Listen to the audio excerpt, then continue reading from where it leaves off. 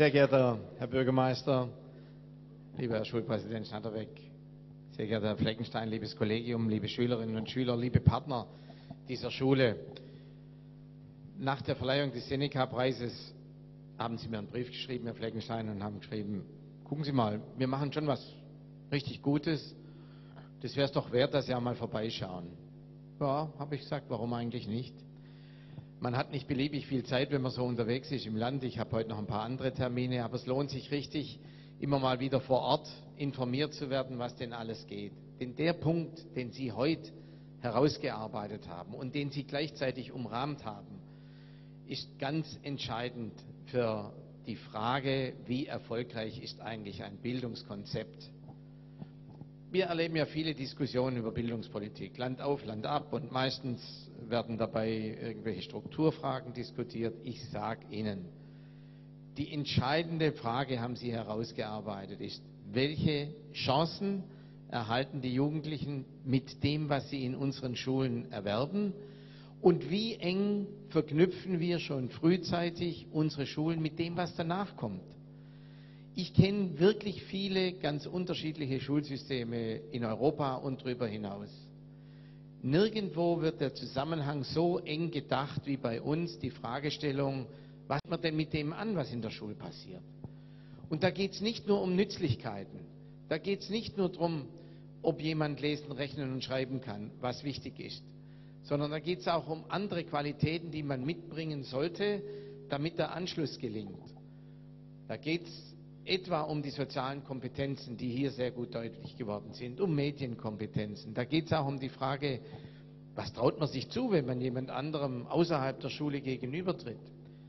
Und die Schule selbst kann einen Beitrag dazu leisten, dass diese Übergänge gelingen, dass man mehr Chancen erkennt und wahrnehmen kann, indem sie nämlich ein Netzwerk bildet von Partnern. Und deswegen danke ich den Partnern dieser Schule, die heute hier alle zu sehen sind. Sie bekennen sich dazu, dass sie schon während der Schule einen Beitrag dazu leisten wollen, dass man mit dem Blick auf das Danach die richtigen Schritte tun kann. Wenn wir heute rumfragen unter Schülern, die so in eurem Alter 9. oder 10. Klasse sind, was wollt ihr werden, dann gibt es schon einige, die wissen es, andere wissen es auch noch nicht.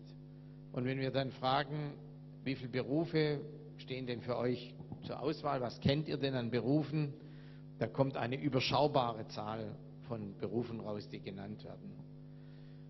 Habt ihr Schülerinnen und Schüler eine Ahnung, in wie vielen Berufen bei uns ausgebildet wird? Ich rede jetzt gar nicht mal von Studiengängen, ich rede nur von der Ausbildung. Es sind in Deutschland 350 Berufe, in denen ausgebildet wird. Wenn ihr 20 davon kennt, ist es viel. Es ist so. Aber gerade deswegen ist es wichtig, dass eine Schule hinführt zu dem danach, auch motiviert, euch auch Selbstbewusstsein mit auf den Weg gibt, dass ihr seht, wo eure Interessen liegen, wo eure besten Chancen liegen.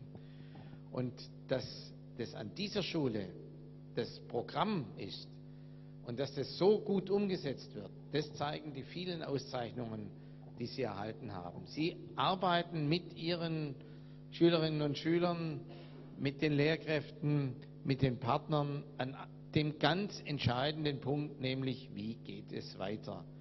Keine Schule dauert ewig, Gott sei Dank, wäre für alle Beteiligten nicht so schön, und das danach ist dann immer schon das Entscheidende. Ich wollte mit meinem Besuch mich informieren, aber gleichzeitig auch meine Wertschätzung zum Ausdruck bringen für dieses außerordentliche Engagement an dieser Schule, an der Thomas-Morus-Realschule hier in Oestringen. Bin gerne gekommen, auch wenn ich dann wieder weiter muss, weil mir in Mannheim als nächstes auch etwas ganz Besonderes gezeigt werden soll. An den guten Beispielen soll man sich orientieren.